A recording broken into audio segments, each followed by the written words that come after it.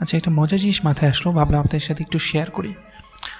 ধরেন লাস্ট কয়েকদিন ধরে আমরা খবরের কাগজে কী দেখতে পারতেছি যে একদিকে ঢাকায় গ্যাসের লাইনে সমস্যা, অন্যদিকে যে এক্সিস্টিং এলপিজি গ্যাসের সিলিন্ডার আছে সেগুলোর দাম বাড়তেছে। এখন ধরেন যে দাম বাড়লেও বা গ্যাসের সংকট হলেও আপনাকে তো রান্নাবান্না করতে হবে, তার বিকল্পটা কোথায়?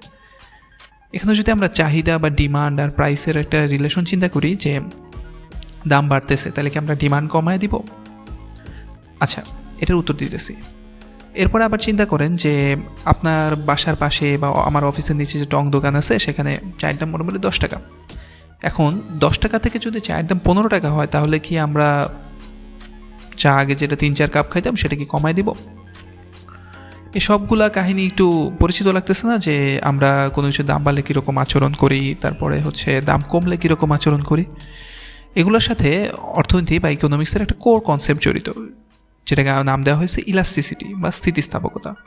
একদম বেসিক আপনাদের যদি বলি ইলাস্টিসিটি কি, আমার কাছে একটা জিনিস আছে।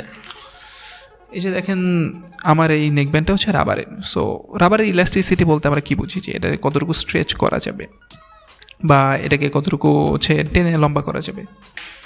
সো মার্কেট বা বাজারের ক্ষেত্রে ইলাস্টিসিটি সেমভাবেই কাজ করে, যে আপনার পার্সেন্টেজ বা কতটুকু দাম বাড়তেছে তার সাথে আপনার ডিমান্ড পার্সেন্টেজ কতটুকু বাড়তেছে। যেমন চায়ের ক্ষেত্রে আবার উদাহরণে যদি আমরা ফিরে যাই, যে চায়ের দাম 10 টাকা থেকে 15 টাকা হলো, তাহলে পার্সেন্টেজ কত বাড়ছে?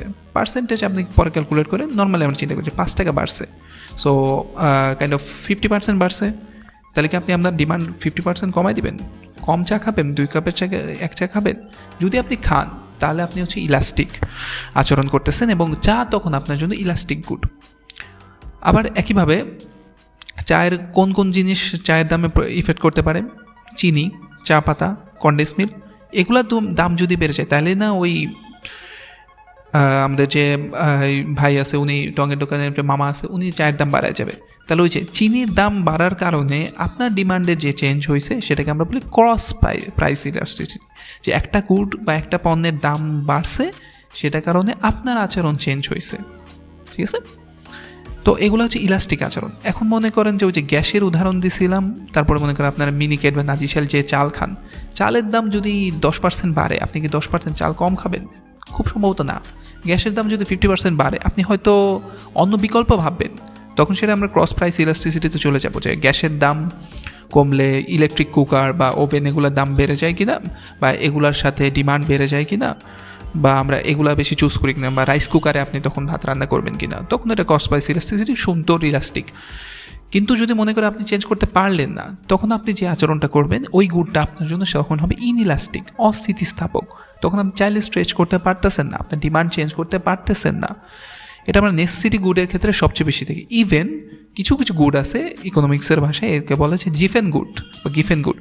যেমন চাল হচ্ছে একটা ভালো উদাহরণ, যে এগুলোর দাম বাড়লে ডিমান্ড আরও বাড়ে যায়, কারণ আপনার ক্ষুধা যত বাড়বে, আপনার চালের চাহিদা কিন্তু বাড়বে। সো এটা খুবই পারপ্লেক্সিং, এবং হচ্ছে মানুষের বিহেভিয়ারাল যে বিষয়গুলো আছে, এগুলো একটু একটু বুঝে যায়।